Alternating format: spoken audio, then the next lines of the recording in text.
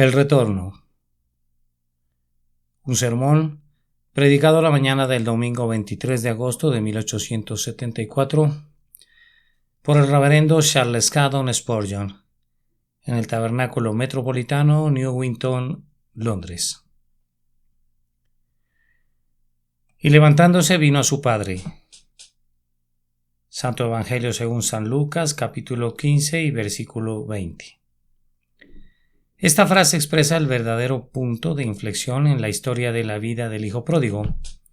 Muchos otros asuntos lo condujeron a ese punto, y antes de llegar a él había mucho en el hijo pródigo que era muy esperanzador. Pero este fue el propio momento decisivo, y si nunca hubiera llegado a ese punto habría permanecido siendo un pródigo, y nunca habría sido el hijo pródigo restaurado, y su vida habría sido una advertencia más bien que una instrucción para nosotros. Y levantándose vino a su padre. Hablando como lo hago en medio de una extrema debilidad, debo economizar mis palabras y en tanto que mi voz se sostenga, voy a referirme directamente al punto y le pido al Señor que haga que cada sílaba pronunciada sea poderosa por su espíritu y tenga una aplicación práctica. Comenzaremos advirtiendo que aquí hubo acción, y levantándose vino a su padre. Habiendo experimentado un estado de reflexión y habiendo vuelto en sí, ahora debía proseguir y venir a su padre. Ya había considerado el pasado y lo había sopesado, y había visto el vacío de todos los placeres del mundo, había visto su condición en relación a su padre, y cuáles eran sus expectativas si se quedaba en esa provincia apartada.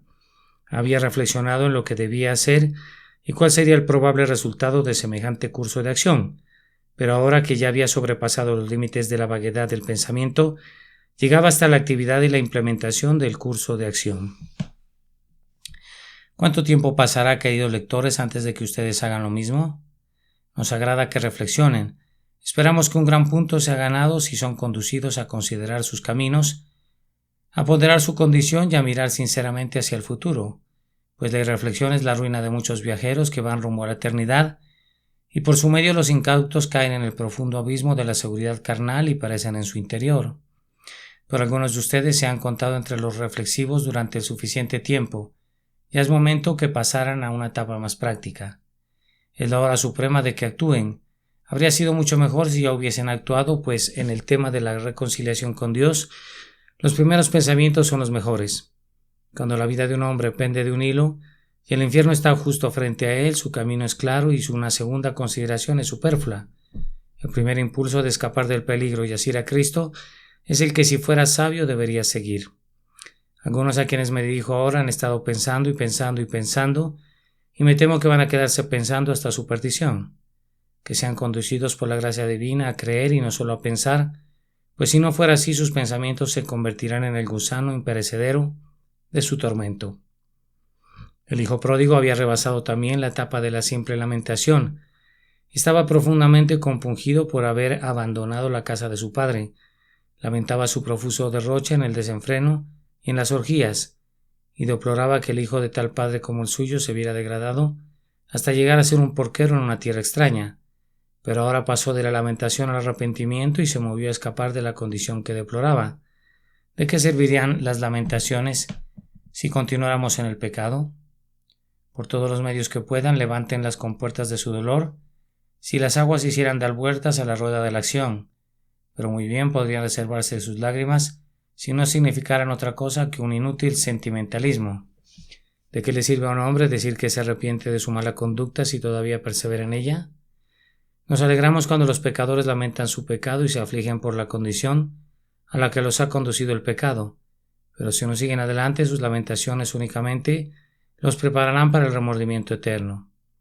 Si el hijo pródigo se hubiese quedado inactivo por causa de la desesperación, o estólido por el sombrío dolor, habría perecido lejos de la casa paterna, como es de temerse que perecerán muchos cuya tristeza por el pecado los conduce a una arrogante incredulidad y a una voluntaria desesperación en relación al amor de Dios. Pero él fue sabio, pues sacudió la modorra de su aliento y con una resuelta determinación levantándose vino a su padre. Oh, ustedes que están tristes, ¿cuándo serán lo suficientemente sabios para hacer lo mismo? ¿Cuándo darán lugar sus pensamientos y sus aflicciones a una obediencia práctica del Evangelio? El hijo pródigo también avanzó más allá de la simple resolución. El versículo que dice me levantaré es dulce, pero es mucho mejor el versículo que dice y levantándose. Las resoluciones son buenas como los capullos, pero las acciones son mejores, pues son como los frutos. Nos alegramos cuando oímos la resolución de ustedes. Me volveré a Dios. Pero los santos ángeles en el cielo no se regocijan por causa de las resoluciones, ya que ellos reservan su música para los pecadores que efectivamente se arrepienten. Muchos de ustedes, como el hijo de la parábola, han dicho, sí, Señor, voy, pero no han ido. Ustedes son tan propensos a olvidar como son propensos a resolver. Cada sermón sincero, cada muerte en su familia, cada tañido fúnebre por algún vecino, cada remordimiento de conciencia, cada visita de la enfermedad, te da una resolución de enmienda, pero tus pagarés quedan pendientes de pago y tu arrepentimiento se queda en palabras. Tu bondad es como el rocío que al amanecer adorna con joyas cada hoja de hierba, pero luego cuando el ardiente calor del sol se derrama sobre la pradera, deja los campos todos abrasados y secos. Tú te burlas de tus amigos y no le das importancia a tu propia alma. A menudo has dicho en esta casa, tan pronto como regrese a mi aposento caeré de rodillas. Pero en el camino a casa te has olvidado de qué tipo de hombre eras y el pecado ha confirmado su vacilante trono. ¿No has perdido ya suficiente tiempo?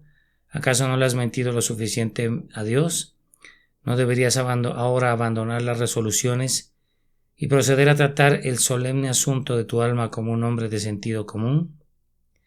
Tú te encuentras en un barco que se está hundiendo y el bote salvavidas está cerca, pero tu mera resolución de abordarlo no impedirá que te hundas juntamente con el barco que naufraga. Con la misma certeza que ahora eres un ser viviente, te ahogarás a menos que saltes para salvar tu vida. Y levantándose vino a su padre. Ahora observen que esta acción del hijo pródigo fue inmediata, sin ningún regateo adicional. No regresó con el ciudadano de aquella provincia apartada para decirle, ¿podría subir mi salario? Si no puedes, yo tendría que partir. Si hubiera negociado, habría estado perdido. Pero no le dio ningún aviso a su viejo patrón y canceló su contrato laboral escapándose. Yo quisiera que los pecadores aquí presentes rompieran su alianza con la muerte y violaran su pacto con el infierno, escapando hacia Jesús para salvar sus vidas, pues Él recibe a todos los fugitivos que así lo hacen. No necesitamos ni permiso ni licencia para renunciar al servicio del pecado y de Satanás, ni tampoco es un tema que requiera una consideración de un mes. En esta materia la acción instantánea es la más certera sabiduría. Lot no se detuvo para consultarle al rey de Sodoma si podía abandonar sus dominios, ni tampoco consultó con los oficiales de la comunidad en cuanto a la conveniencia de abandonar rápidamente su hogar. Con su mano asida de la mano de los ángeles, él y los suyos huyeron de la ciudad. No, una mujer no huyó, miró atrás y se quedó rezagada y ese rezago le costó la vida. Esa estatua de sal es una elocuente amonestación para nosotros, para que evitemos demoras cuando se nos pide que huyamos para salvar nuestras vidas. Pecador, ¿deseas tú ser una estatua de sal? ¿Claudicarás entre dos pensamientos hasta que la ira de Dios te condene a la impenitencia definitiva? ¿Despreciarás a la misericordia hasta que la justicia te hiera? Levántate, hombre, y mientras continúa tu día de gracia, escapa a los brazos del amor. El texto implica que el hijo pródigo se levantó, empleando todas sus energías, dice, y levantándose. La palabra sugiere que hasta ese punto había estado dormitando sobre el lecho de la pereza o en el sillón de la presunción. Al igual que Sansón sobre las rodillas de la lira, había estado echado boca arriba. Inactivo, enervado, pero ahora despertado de su letargo, alza sus ojos, se ciñe sus lomos, se desposa del maleficio que lo había sometido, emplea todos sus poderes, despierta su naturaleza entera y no escatima esfuerzo hasta regresar a su Padre. Los hombres no son salvados entre el sueño y la vigilia. El reino de los cielos sufre violencia y los violentos lo arrebatan. La gracia no nos atolondra, sino que nos despierta. En verdad, señores, vale la pena hacer un esfuerzo tremendo para escapar de la ira eterna. Vale la pena convocar cada facultad y poder y emoción y pasión de su ser y que se digan: no puedo estar perdido, no estaré perdido, estoy resuelto a encontrar misericordia por medio de Jesucristo. Oh pecadores, lo peor del caso es que ustedes son muy indolentes, muy indiferentes, muy dispuestos a dejar que las cosas sucedan como sea. El pecado los ha embrujado y los ha entorpecido. Por decirlo así, duermen sobre lechos de plumón y se olvidan que están en peligro de caer en el fuego del infierno.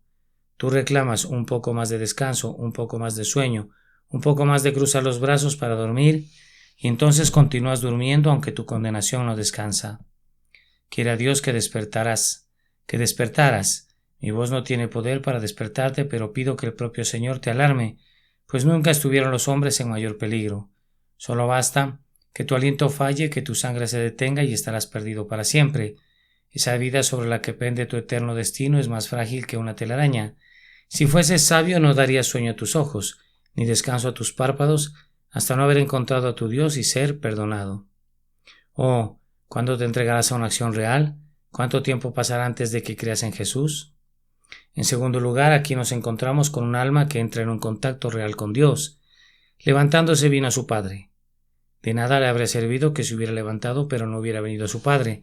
Esto es lo que el pecador debe hacer y lo que el Espíritu le permite hacer, es decir, venir directamente a su Dios. Pero muy comúnmente cuando los hombres comienzan a estar ansiosos, dan vueltas por todos lados y se apresuran a ver a un amigo para hablarle al respecto, o inclusive recurren a un sacerdote embustero y le piden ayuda. Acuden presurosos a un santo o a una virgen y le piden que sean sus mediadores, en vez de aceptar al único mediador, Jesucristo, e ir de inmediato a Dios por medio de él. Se apresuran a formas externas y ceremonias, o acuden a sus Biblias, a sus oraciones, a sus arrepentimientos, a oír sermones. De hecho, recurren a cualquier cosa en vez de ir a su Dios. Pero el hijo pródigo conocía una mejor opción. Él vino a su padre y será un día grandioso para ti, oh pecador, cuando hagas lo mismo. Acude directamente a tu Dios en Cristo Jesús. Ven aquí, dice el sacerdote. Pasa por alto a este individuo. Acércate a tu padre. Rechaza a un ángel del cielo si te apartara del Señor. Acude personalmente, directamente e inmediatamente a Dios en Cristo Jesús. Pero ¿no he de cumplir primero con alguna ceremonia? El hijo pródigo no lo hizo así, sino que se levantó y vino de inmediato a su padre. Pecador, debes venir a Dios y Jesús es el camino. Acude a Él entonces, dile que has actuado mal, confiésale tus pecados y entrégate a Él. Clama, Padre, he pecado, perdóname por tu Hijo Jesucristo. Hay muchas almas ansiosas que no van con otros, sino que solo se miran a sí mismas. Se quedan quietas y claman, quisiera arrepentirme, quisiera sentir mi necesidad, quisiera ser humilde. Oh hombre, levántate, ¿qué es lo que te ocupa? Márchate y acude a tu Padre. Oh, pero tengo tan poca esperanza, mi fe es muy débil y estoy lleno de temores. ¿Qué importan tus esperanzas y tus temores mientras estés lejos de tu Padre? Tu salvación no está en ti mismo, sino en la buena voluntad del Señor para contigo. Nunca tendrás paz hasta que, despojándote de todas tus dudas y tus esperanzas, vengas a tu Dios y descanses en su pecho. Oh, pero yo quiero vencer mis propensiones al pecado, quiero domar mis fuertes tentaciones. Yo sé qué es lo que quieres. Tú quieres el mejor vestido sin necesidad de que tu padre te lo dé, y calzado en tus pies que te hubieras conseguido tú mismo. Tú no quieres ir con ropas de mendigo y recibirlo todo de la amorosa mano del Señor, pero has de renunciar a este orgullo tuyo y has de venir a Dios o perecerás para siempre. Has de olvidarte de ti mismo o solo debes acordarte de ti para sentir que eres malo por completo y que eres indigno de ser llamado hijo de Dios. Renuncia a ti como al barco que se hunde y que ya no vale la pena hacer flotar, sino que hay que dejar que se hunda, y has de subirte al bote salvavidas de la gracia inmerecida. Piensa en Dios tu Padre, en Él te digo, y en su amado Hijo, el único mediador y redentor de los hijos de los hombres. Allí está tu esperanza. Aléjate de tu yo y acércate a tu Padre. ¿Te oigo decir acaso, bien, continuaré participando de los medios de la gracia, y allí espero poder encontrar a mi Dios? Te digo que si hicieras eso y rehusaras venir a Dios, los medios de la gracia serán los medios de tu condenación. Debo esperar junto al estanque, dice uno. Entonces yo te advierto solemnemente que recostado allí morirás, pues Jesús no te ordena que estés acostado allí, sino que su instrucción es: toma tu lecho y anda. Cree en el Señor Jesucristo y serás salvo. Tienes que venir a tu Padre y no al estanque de Betesda, ni a ningún otro estanque de ordenanzas o medios de gracia. Pero yo tengo la intención de orar, dice uno. ¿Qué pedirías? ¿Acaso puedes esperar que el Señor te oiga mientras tú no quieres oírle? Orarás mejor cuando apoyes tu cabeza en el pecho de tu Padre, pero las oraciones de un corazón terco, desobediente e incrédulo son burlas. Las propias oraciones te arruinarán si son convertidas en el sustituto de venir de inmediato a Dios. Supongan que el hijo pródigo se hubiera sentado junto al comedero de los cerdos y hubiera dicho: voy a orar aquí. ¿De qué le hubiera servido? O supongan que hubiera llorado allí. ¿Qué bien le hubiera acarreado? La oración y el llanto eran muy buenos una vez que hubiera venido a su padre, pero no habrían podido sustituir su regreso. Pecador, tu negocio es con Dios. Apresúrate a venir a Él de inmediato. No tienes nada que hacer contigo mismo, ni con tus actos, ni con lo que otros puedan hacer por ti, pues el punto de inflexión de la salvación es: levantándose vino a su Padre.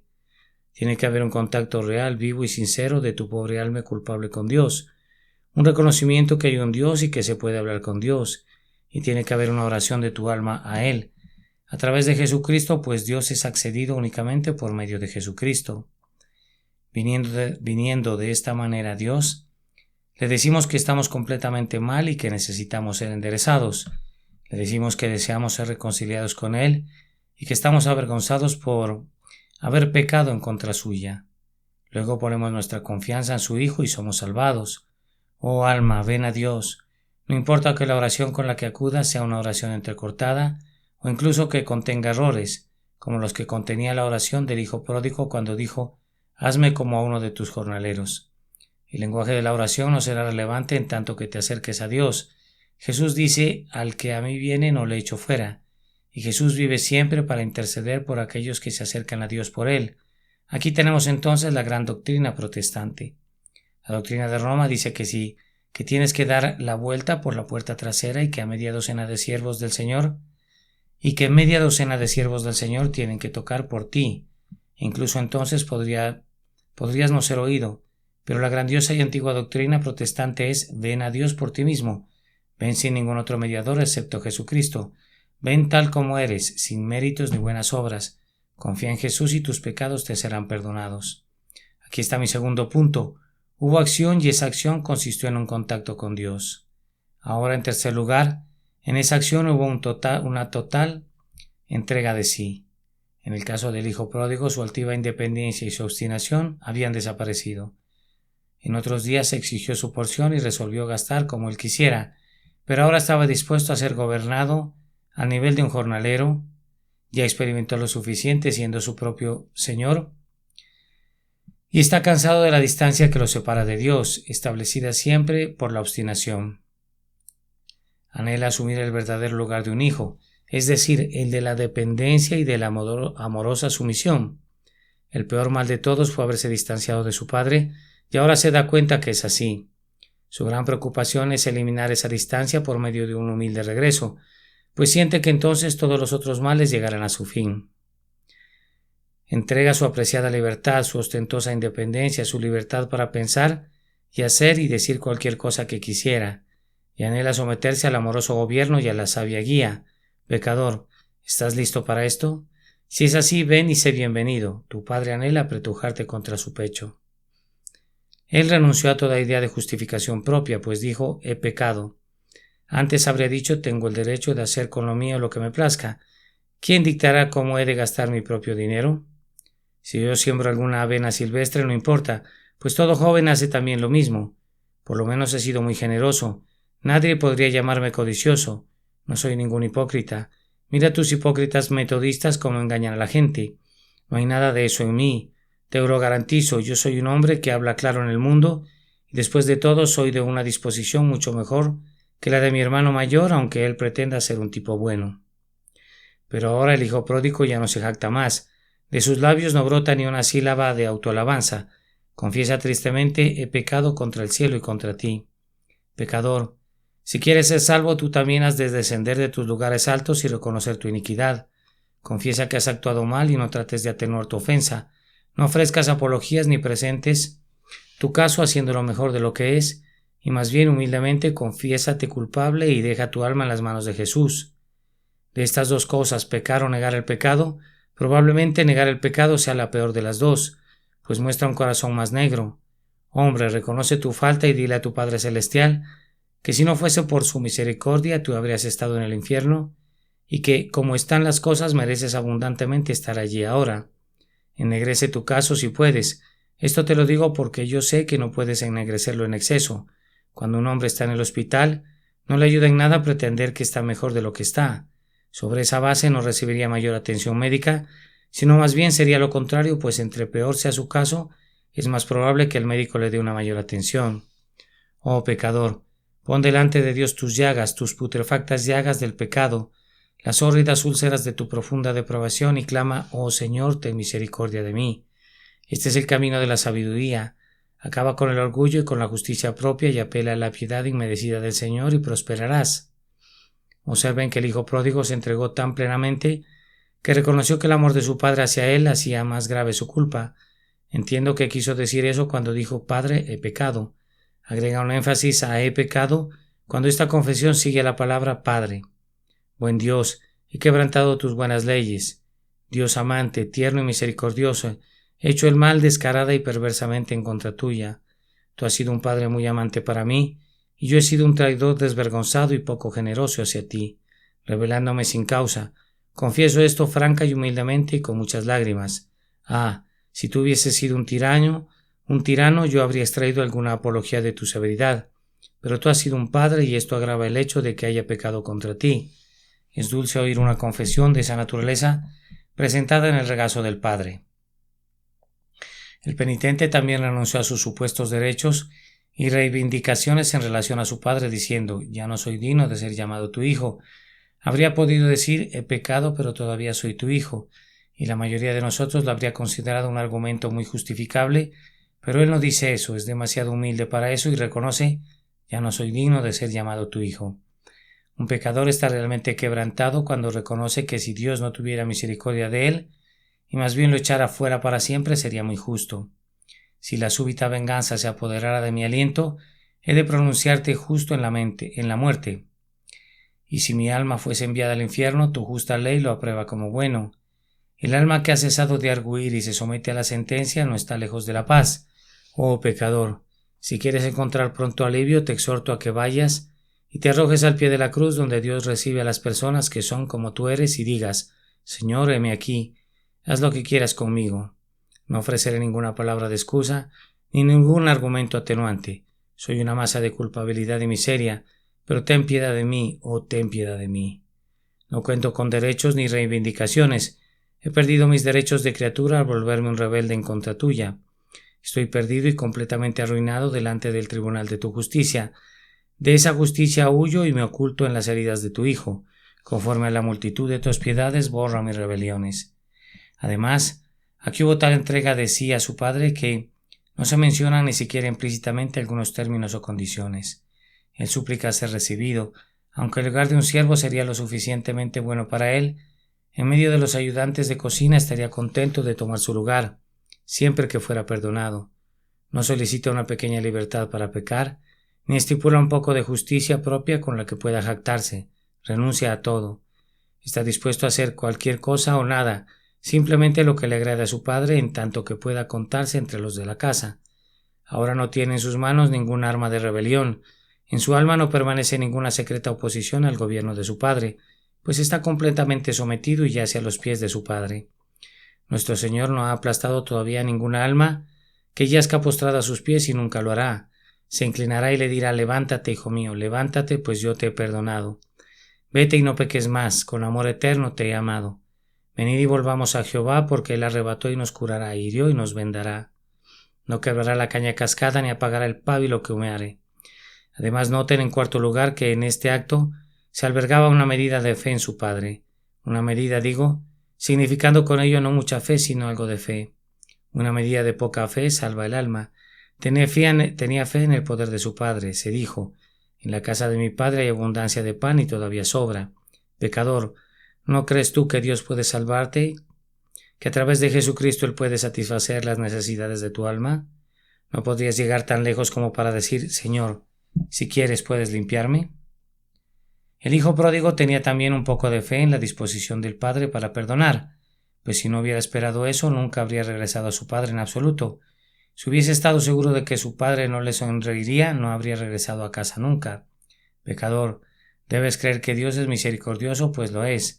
Cree por medio de Jesucristo que no quiere la muerte del pecador, sino que se convierta y viva, pues tan ciertamente como que Dios vive, esto es verdad, y no creas en ninguna mentira en lo concerniente a tu Dios. El Señor no es duro ni áspero, sino más bien se regocija en perdonar grandes transgresiones. El hijo pródigo también creía en la disposición de su padre para bendecirle. Estaba seguro que su padre llegaría hasta el límite que la corrección le permitiera, pues pensó decirle: «Ya no soy digno de ser llamado tu hijo, hazme como a uno de tus jornaleros». En esto admitía también que su padre era tan bueno que incluso ser su siervo resultaría ser algo muy bueno. Se contentaba con obtener el lugar más humilde, en tanto que pudiera cobijarse bajo la sombra de un protector tan bueno. Ah, pobre pecador, ¿no crees tú que Dios tendrá misericordia de ti? Si pudiera hacerlo de manera que fuera consistente con su justicia. Si tú creyeras eso, tengo buenas noticias que transmitirte. Jesucristo, su Hijo, ha ofrecido tal expiación, que Dios puede ser justo y el que justifica al que es de la fe. Él tiene misericordia del más vil y justifica al impío y acepta al peor pecador por medio de su amado Hijo. Oh alma, ten fe en la expiación. La expiación hecha mediante el sacrificio personal del Hijo de Dios ha de ser infinitamente preciosa. Debes creer que hay la suficiente eficacia en ella para ti. Tu seguridad consiste en acudir presuroso a esa expiación y asirte a la cruz de Cristo, y honrarás a Dios si lo haces. Es la única forma en que tú puedes honrarlo. Tú puedes honrarlo si crees que puedes salvarte, incluso a ti. La fe más verdadera es aquella que cree en la misericordia de Dios pese a la indignidad consciente. El penitente de la parábola vino a su padre siendo demasiado indigno de ser llamado su hijo, y sin embargo le dijo: «Padre mío». La fe tiene una manera de ver la negrura del pecado y sin embargo de creer que Dios puede volver el alma tan blanca como la nieve. La fe no dice: «Yo soy un pequeño pecador y por eso Dios puede perdonarme». Más bien la fe clama: «Yo soy un gran pecador, un pecador maldito y condenado, y sin embargo, a pesar de todo eso, la infinita misericordia de Dios puede perdonarme y la sangre de Cristo puede limpiarme». Cree a pesar de tus sentimientos y de tu conciencia. Cree en Dios aunque todo dentro de ti parezca decir: Él no puede salvarte, Él no quiere salvarte. Cree en Dios, pecador, sobre las cimas de pecados del tamaño de montañas.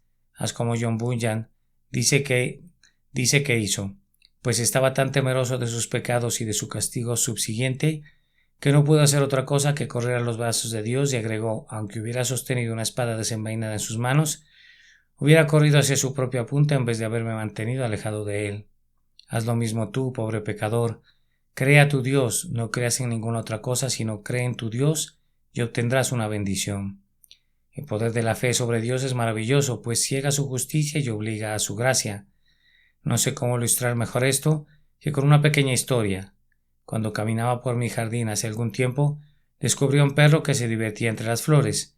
Yo sabía que no era un buen jardinero y además que no era mi perro, por lo que le arrojé un palo para invitarlo a que se fuera. Después de haber hecho eso, él me conquistó e hizo que me avergonzara por haberle hablado duramente, pues levantó mi palo y meneando su cola muy placenteramente me lo trajo de regreso y lo soltó a mis pies. ¿Ustedes creen que hubiera podido pegarle o echarle fuera después de eso? No, le di unas palmadas y lo halagué con bonitas palabras. El perro había vencido al hombre. Si tú, pobre pecador, siendo como eres un perro, puedes tener la suficiente confianza en Dios para venir a Él tal como eres, no está en su corazón menospreciarte. Hay tal omnipotencia en la fe sencilla que es capaz de conquistar al propio ser divino. Únicamente confía en Él según se revela en Jesús y encontrarás la salvación. No tengo ni tiempo ni fortaleza para quedarme más tiempo en esto, y así he de notar en quinto lugar que este acto de entrar en contacto con Dios es ejecutado por el pecador en el estado en que se encuentra. Yo no tengo idea de cuán desastrosa haya sido la apariencia del hijo pródigo, pero estaré obligado a decir que no se había vuelto más grata después de haber apacentado a los cerdos, ni tampoco supongo que sus vestidos se hayan visto suntuosamente bordados después de recoger las algarrobas de los árboles. Sin embargo, vino tal como se encontraba. Ciertamente pudo haber gastado una hora útilmente lavando su cuerpo y sus vestidos, pero no, él dijo: me levantaré, y tan pronto como lo pensó lo hizo, y en efecto se levantó y fue a su padre. Cada momento que el pecador se detiene lejos de Dios para hacerse mejor, no está sino agregando más a su pecado, pues el pecado más radical de todos es estar alejado de Dios, y entre más tiempo permanezca en ese estado, peca todavía más. El intento de hacer obras buenas aparte de Dios es semejante al esfuerzo de un ladrón de ordenar los bienes robados, ya que su único deber es regresarlos de inmediato. El mismo orgullo que conduce a los hombres a alejarse de Dios puede verse en su noción presuntuosa de que pueden mejorarse a sí mismos cuando todavía rehúsan regresar a Él. La esencia de su falta es que están lejos de Dios, y por tanto cualquier cosa que hagan en tanto que esa distancia permanezca, no la pueden hacer eficazmente. Yo digo que lo radical de todo el asunto es la distancia que los separa de Dios, y por ello el comienzo de la rectificación de las cosas radica en levantarse y regresar a Él, de quien se han alejado. El hijo pródigo estaba obligado a regresar a casa tal como se encontraba, pues no había nada que él pudiera hacer. Se había reducido a tales extremos de pobreza que no podía comprar una pieza nueva de ropa para remendar sus vestidos, ni una pizca de jabón para lavar su cuerpo. Y es una gran misericordia cuando un hombre se ve tan reducido espiritualmente que no puede hacer nada sino acudir a su Dios como un mendigo. Cuando está en tal estado de bancarrota que no puede pagar ni un centavo, cuando está tan perdido que ni siquiera puede arrepentirse ni creer aparte de Dios, y más bien siente que está arruinado para siempre a menos que el Señor intervenga. La sabiduría nuestra consiste en acudir a Dios para todo. Además, no se necesitaba nada del hijo pródigo excepto que regresara a su padre. Cuando un hijo que ha hecho algo malo regresa, su semblante está más empañado de lágrimas. Cuando un médico pide una caridad, entre más vista de harapos será mejor para él. ¿Acaso no son los harapos y las llagas la propia librea de los mendigos? Yo di una vez un par de zapatos a un hombre porque dijo que tenía necesidad de ellos, pero después de que se los hubo puesto y caminado un poco, lo alcancé en una entrada y lo descubrí quitándoselos para seguir caminando descalzo. Creo que eran zapatos de charol y que tenían que hacer un mendigo. ¿Y qué tenía que hacer un mendigo con ese atavío? Los estaba cambiando por otros zapatos viejos y recocidos, que fueran acordes con su negocio. Un pecador nunca está mejor vestido para suplicar que cuando viene vistiendo harapos. El pecador, al pedir misericordia cuando está en su peor momento, está paradójicamente en su mejor momento. Y así, pecadores, no hay necesidad de que se entretengan, vengan tal como están. Pero no hemos de esperar al Espíritu Santo. Ah, amados, el que quiera levantarse y venir a su Padre tiene al Espíritu Santo. El Espíritu Santo es quien nos mueve a regresar a Dios, y el espíritu de la carne o del demonio son los que nos piden que esperemos. ¿Por qué no ahora, pecadores? Algunos de ustedes están sentados en esas bancas. ¿Dónde están? Yo no puedo encontrarlos, pero mi Señor sí puede, y Él ha hecho este sermón a propósito para ustedes. Bien, pero me gustaría llegar a casa y orar. Ora allí donde estás en tu banca. Pero no puedo hablar ahora en voz alta. Puedes hacerlo si quieres, pues yo no te detendré. Pero no me gustaría hacerlo. Bueno, entonces no lo hagas. Dios puede oírte sin necesidad de algún sonido, aunque a veces me gustaría que oyéramos clamar a algunas personas. ¿Qué debo hacer para ser salvo? Me encantaría oír la plegaria: Dios sé propicio a mi pecador. Pero si los hombres no pueden oírte, el Señor puede oír los gritos de tu corazón. Ahora solamente quédese quietos un minuto y digan: Dios mío, he de venir a ti. Tú estás en Jesucristo y en Él ya has recorrido una buena parte del camino para encontrarte conmigo. Mi alma te necesita. Tómame ahora y haz de mí lo que debo ser. Perdóname y acéptame. Cuando un hombre ha hecho esto, se encuentra en el momento decisivo de su vida, en el punto de inflexión, cualquiera que éste sea, ya sea en el taller o en el aserradero, en una iglesia o en un tabernáculo, no importa dónde. Allí está el punto: ir a Dios en Cristo, renunciando a todo y descansando en la misericordia de Dios por medio de la fe. El último punto de todo es este: ese acto obró el amor, más bien ese acto obró el mayor cambio posible en el hombre. Él fue un hombre nuevo después de eso. Rameras, borrachos, ustedes perdieron ahora a su viejo compañero. Él ha venido de su padre y la compañía de su padre y la de ustedes no coinciden.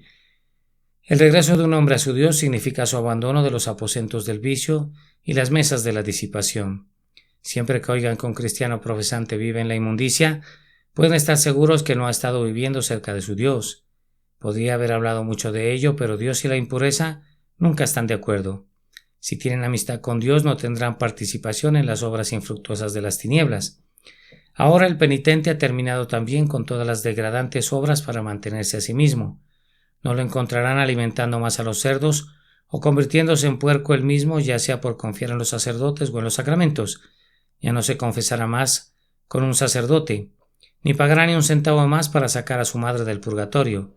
Ya no es más un insensato como para volver a hacer eso.